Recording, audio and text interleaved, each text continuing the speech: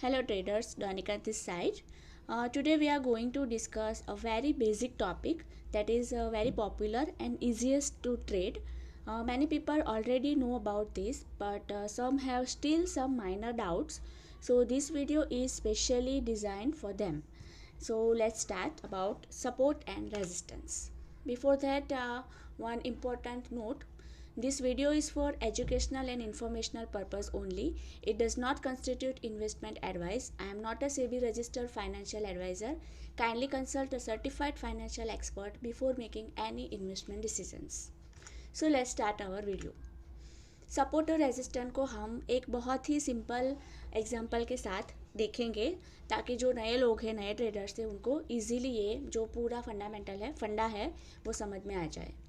तो आपको ऐसा सोचना है कि जो हमारी स्टॉक प्राइस है वो एक बॉल है और जो ज़मीन है, राइट, अपना एक रूम है, उसके अंदर एक सीलिंग है और नीचे एक फ्लोर है। तो जो फ्लोर है वो सपोर्ट है और जो सीलिंग है वो रेजिस्टेंस है और जो बॉल है वो अपना स्टॉक प्राइस है। तो स्टॉक प्राइस ज़मीन से सीलिंग तक, सीलिंग से ज़मीन तक ऊपर नीचे करता रहेगा। आपको ये एक पिक्चर अपने माइंड में समझ के, सोच के इसको साथ में समझना है तो आपको इजीली समझ में आ जाएगा, राइट। जैसे कि मैंने आपको बोला, think of stock price like a ball moving up and down. एक बॉल है जो ऊपर नीचे हो रहा है और that is our stock price. जो सपोर्ट है वो फ्लोर है, नीचे की जो ज़मीन है वो सपोर्ट है और जो सीलिंग है वो रेजिस्टेंट है, right, that is resistance. Support, अभी इसके बारे में हम थोड़ा सा डिटेल में सीखेंगे। Support is the price level where the stock usually stops falling and bounces up. अगर आप किसी बॉल को सपोर्ट से, मतलब ज़मीन से ऊपर फेंकेंगे तो बॉल ऊपर जाएगा, वापस नीचे ज़मीन के ऊपर आएगा, वापस ज़मीन पे सपोर्ट लेके ऊपर जाएगा, वापस नीचे आएगा, वापस ज़मीन के ऊपर सपोर्ट लेके ऊपर जाएगा। तो जो फ्लोर है वो एक सपोर्ट के जैसे एक्ट करेगा और बॉल को वापस बाउंस कर देगा, उसको और नीचे नहीं जाने देगा, right. So that is support. ऐसा क्यों होता है, अब हम इसको स्टॉक मार्केट की लैंग्वेज में समझेंगे। जब भी प्राइस सपोर्ट पे आती है, अगर हम ड्रॉ करके सीखे, इसको देखें, जैसे कि ये अपना फ्लोर है, राइट, और ये अपना सीलिंग है और ये एक बॉल है, बॉल मतलब कि अपना स्टॉक प्राइस है। तो स्टॉक प्राइस यहाँ से ऊपर जाएगी, फिर यहाँ से नीचे आएगी, फिर ऊपर जाएगी, फिर नीचे आएगी, फिर ऊपर जाएगी, फिर नीचे आएगी। तो ये जो सपोर्ट है दैट इज़ फ्लोर और जो रेजिस्टेंस है दैट इज़ सीलिंग। अब प्राइस ऊपर जाके वापस नीचे आएगी, यहाँ पे सपोर्ट लेके बाउंस लेके वापस ऊपर जाएगी, फिर यहाँ से वापस अटक के नीचे आएगी। तो ऐसा क्यों होता है, सपोर्ट पे ही प्राइस आके वापस बाउंस क्यों लेती है? क्योंकि यहाँ पे बहुत सारे बायर्स बैठे हुए हैं, राइट। वो बायर्स को ऐसा लगता है कि अभी ये प्राइस स्टॉक है वो सस्ता हो गया है, तो वो वहाँ पे उसको बाय कर लेते हैं। इससे क्या होता है, डिमांड इंक्रीज़ हो जाती है और जो प्राइस है वो फर्दर फॉल नहीं करती और नीचे नहीं जाती है। सो ये जो फ्लोर है दैट इज़ सपोर्ट। इसका अगर सिंपल एग्जांपल हम देखेंगे, जो कोई एक स्टॉक है, जो ये 100 प्राइस है, राइट, ये जो प्राइस है यहाँ की वो 100 है और यहाँ की प्राइस है वो 150 है। फॉर एग्जांपल हम ये लेके चलते हैं। तो क्या होता है, प्राइस 100 पे आती है, फिर ऊपर जाती है, वापस नीचे गिरती है, 100 से वापस बाउंस हो जाती है। तो बहुत बार 100 के ऊपर फॉल करती है और वापस टच करके ऊपर निकल जाती है क्योंकि यहाँ पे बायर्स बैठे हैं। तो प्राइस सपोर्ट लेके 100 से ऊपर जाती है, तो ये जो एरिया है उसको सपोर्ट बोलते हैं। आई होप कि आप समझ गए होंगे। अब रेजिस्टेंट का देखेंगे तो सेम वही पिक्चर जो हमने अगले पेज पे ड्रॉ की थी उसको ही आपको समझना है। Resistant is the price level where the stock usually stop rising and falls back. Resistant एक ऐसी जगह है जहाँ से प्राइस नीचे से ऊपर जाती है, फिर और ऊपर नहीं निकलती है, वहाँ से अटक के वापस नीचे आती है, वापस ऊपर जाती है, वापस नीचे आती है। तो ये रेजिस्टेंस जोन एक ऐसा होता है, ऐसा प्राइस लेवल होता है जहाँ पे स्टॉक यूजुअली स्टॉप हो जाता है, उससे आगे ऊपर नहीं बढ़ता है और वापस नीचे चला आता है। ऐसा क्यों होता है?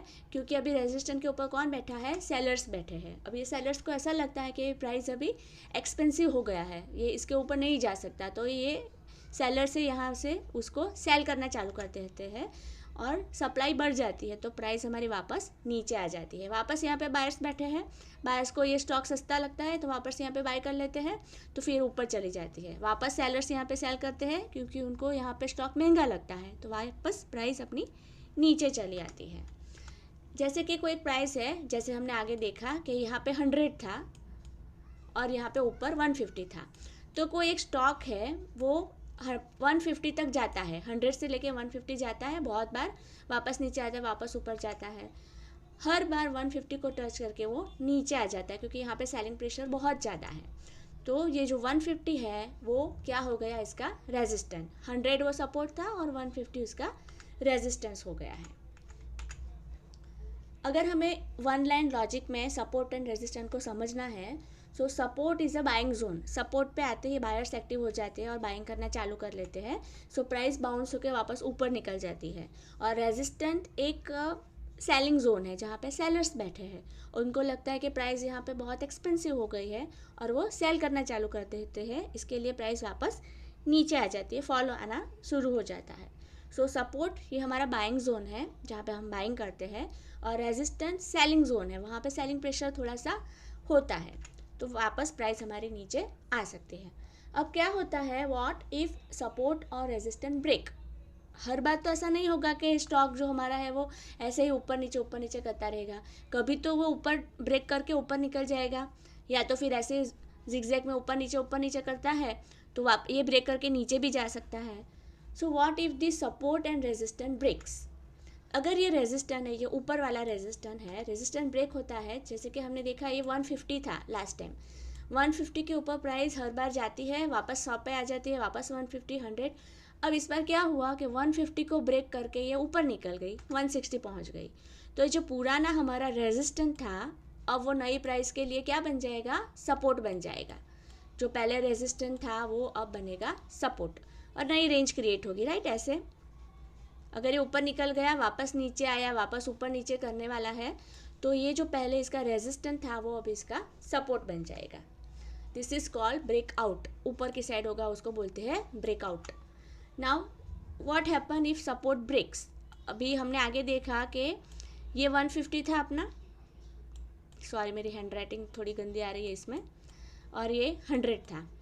हर बार क्या होता था, प्राइस 100 से 150 वापस 100 आता था, वापस 150, 100, 150। अब इस बार क्या हुआ, 150 गया, वापस नीचे आया तो 100 से भी नीचे चला गया, 90 चला गया। तो अब क्या होगा, जो ये पुराना सपोर्ट था वो अब क्या बन जाएगा, इसका रेजिस्टेंस बन जाएगा, राइट। अभी वापस नीचे नई रेंज बनेगी, ऐसे ऐसे ऐसे कर सकता है स्टॉक हमारा जिगजैग। तो ये जो सपोर्ट था वो अब रेजिस्टेंस बन गया है और इसको क्या बोलते हैं, ब्रेकडाउन। ऊपर की साइड प्राइस निकलेगी उसको ब्रेकआउट बोलते हैं, और अगर सपोर्ट को ब्रेक करके प्राइस नीचे चली गई तो उसको ब्रेकडाउन बोलते हैं। अब इसको हम ट्रेडिंग व्यू पे ऊपर जाके एक एग्जांपल के साथ देखेंगे कि कैसे ड्रॉ करते हैं और किस तरह से इसको देखना चाहिए। तो एक इसमें क्या होता है, सपोर्ट और रेजिस्टेंस में कोई एक पर्टिकुलर फिक्स प्राइस नहीं होती है कि XYZ स्टॉक है वो 100 के ऊपर आके ही बाउंस करेगा और 150 पे आके ही वापस नीचे आएगा, ऐसा फिक्स नहीं होता है। As you all know, stock market में कुछ भी फिक्स नहीं होता है। सो हम जो लाइन ड्रॉ करेंगे, मतलब एग्जैक्ट हमें लाइन ड्रॉ नहीं करनी है, एक जोन ड्रॉ करना होगा कि जैसे 80 to 100 का एक जोन है जहाँ तक प्राइस आती है और वापस बाउंस होके ऊपर जाती है, और ऊपर 150 to 160 का एक जोन है जहाँ पे वहाँ तक प्राइस जाके वापस नीचे आ सकती है। सो अभी हम जाएंगे ट्रेडिंग व्यू के ऊपर। मैंने डाबर का एक पुराना चार्ट ओपन करके रखा है 23 का, यहाँ पे एक बहुत बढ़िया सी रेंज बनी थी। अब समवन आस्क्ड मी कि ये रेक्टेंगल बॉक्स कैसे ड्रॉ करते हैं, तो आप देखो यहाँ पे एक टूल बार मिलेगा जिसमें टूल बार में आपको जाना है, यस, ये ब्रशिश वाला जो पोर्शन है उसमें जाएंगे, वहाँ पे रेक्टेंगल करके हैं, उसको आपको ये स्टार सिलेक्ट कर लेना है, तो आपका जो फेवरेट वाला टूल बार है नीचे का वहाँ पे आ जाएगा, राइट। तो अभी हम सपोर्ट एंड रेजिस्टेंस ड्रॉ करेंगे, तो उसको कैसे ड्रॉ करते हैं, अगर आप देखोगे थोड़ा सा जूम आउट करके चार्ट को तो ये एक ऐसा एरिया है जहाँ पे प्राइस आती है, फिर ऊपर निकल जाती है, वापस नीचे आती है, ऊपर जाती है। तो ये आपको रैंडमली एग्जैक्ट आपको नहीं पता चलेगा, आपको एक एरिया ड्रॉ करना पड़ेगा, राइट। तो अभी हम यहाँ से ड्रॉ करते हैं कि जिसमें मैक्सिमम पॉइंट्स कवर हो जाए, तो ये एक एरिया हो गया, राइट। यहाँ पे प्राइस नीचे आया, फिर ऊपर निकल गया, वापस नीचे आया, वापस ऊपर निकल गया, तो जहाँ पे ज़्यादा पॉइंट्स कवर होंगे वो आप ले सकते हैं। वैसे ही हम ऊपर एक रेजिस्टेंस ड्रॉ करेंगे, तो ये ले लेते हैं राइट। यहाँ पे 2-3 बार प्राइस जाके वापस नीचे आया है। अब इसमें कुछ साइज वाइज फिक्स नहीं होती है कि मुझे इतनी इसकी विड्थ रखनी है, वो आपके ऊपर है, हम इतना एरिया ले सकते हैं, राइट।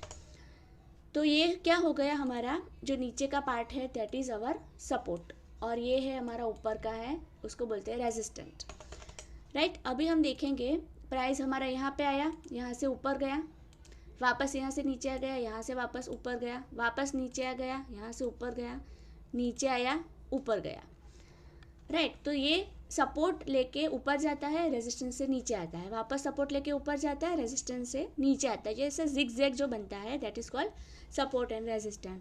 अब इस बार क्या हुआ था, इसमें देखो प्राइस हमारे यहाँ तक गया अब ये रेजिस्टेंस से वापस नीचे नहीं आया है, रेजिस्टेंस को ब्रेक करके ये ऊपर निकल गया है, yes as you can see over here, यहाँ से ऊपर निकल गया है, तो इसको क्या बोलते हैं, breakout. This is called BO, breakout. Price हमारा ऊपर चला गया। अब किसी केस में क्या होगा, अगर प्राइस नीचे आया सपोर्ट के ऊपर और नीचे चला गया, जैसे कि यहाँ तक आई कैंडल और नीचे चली गई, तो इसको बोलते हैं ब्रेक डाउन। अभी ब्रेक डाउन में क्या होगा, जो सपोर्ट था वो रेजिस्टेंट बन जाएगा, और ब्रेकआउट में जो रेजिस्टेंट था वो सपोर्ट बन जाएगा। तो ये हमने एक एग्जांपल के ज़रिए समझ लिया कि सपोर्ट और रेजिस्टेंट को कैसे ड्रॉ करते हैं। कुछ भी फिक्स नहीं, आपको एक रेंज ही पकड़ के चलना है। अब ये कितने परसेंट की रेंज हुई है वो अगर देखना है तो हम यहाँ से यहाँ तक गिनेंगे तो 14-50% की रेंज बनी है। तो यहाँ पे बायर्स बैठे हैं और यहाँ पे सेलर्स बैठे हैं। तो हम एक छोटा सा अगर ट्रेड प्लान करते हैं तो क्या करते हैं, जब प्राइस बाइंग जोन में आती है तब हम बाय कर लेते हैं, और सेलिंग जोन में जाती है तब हमें सेल करना होता है। सिंपल यही एक लॉजिक है, यही फंडा है सपोर्ट एंड रेजिस्टेंट को ट्रेड करने का, और ये बहुत इफ़ेक्टिव है, हर बार अच्छे से काम करता है। और हम लोग इसको विदाउट स्टॉप लॉस यूज़ करते हैं, क्योंकि हम किसी भी स्ट्रैटेजी में हमारा स्टॉप लॉस नहीं है। तो ब्रेकआउट पे यहाँ पे तो हम सेल कर ही देंगे, लेकिन अगर ब्रेक डाउन हो गया तो हम होल्ड करते हैं, राइट। और मैंने आपको एक वीडियो में दिखाया था कि ये जो जितनी रेंज बनी है उतने चांसेस है कि उतना नीचे जाए, तो वहाँ पे हम एवरेज करते हैं। ये एक आध वीडियो में हमने कवर किया था। तो इस तरह से हम क्वांटिटी ऐड करते हैं, लेकिन लॉस में सेल नहीं करते हैं। वापस हम चलते हैं अपनी शीट की तरफ। हमने एग्जाम्पल देख लिया। नाउ बेस्ट टाइम फ्रेम कौन सी होती है सपोर्ट एंड रेजिस्टेंट की, तो हम लोग तो स्विंग ट्रेडर हैं इसके लिए, लेकिन ये सिर्फ इन्फॉर्मेशन के लिए मैं शेयर कर रही हूँ। अगर कोई इंट्राडे ट्रेडर है तो वो 5 मिनट और 15 मिनट की टाइम फ्रेम के ऊपर सपोर्ट रेजिस्टेंट प्लॉट करके अपना ट्रेड प्लान कर सकते हैं। वी आर स्विंग ट्रेडर्स, तो हमें डेली टाइम फ्रेम के ऊपर इसको चेक करना है सपोर्ट रेजिस्टेंट को। अगर कोई पोजिशनल ट्रेडर है तो वो वीकली टाइम फ्रेम के ऊपर लेंगे, और कोई लॉन्ग टर्म इन्वेस्टर्स है तो वो ज़्यादातर मंथली टाइम फ्रेम के ऊपर सपोर्ट एंड रेजिस्टेंट को ड्रॉ करके बायर सेल का डिसीजन लेते हैं। Daily time frame is the strongest, और हम वही यूज़ करते हैं हर बार। ओके, सो आई होप कि आज की वीडियो हेल्पफुल होंगी, थोड़ा बहुत जिनको डाउट्स थे वो क्लियर हुए होंगे। Thanks for watching.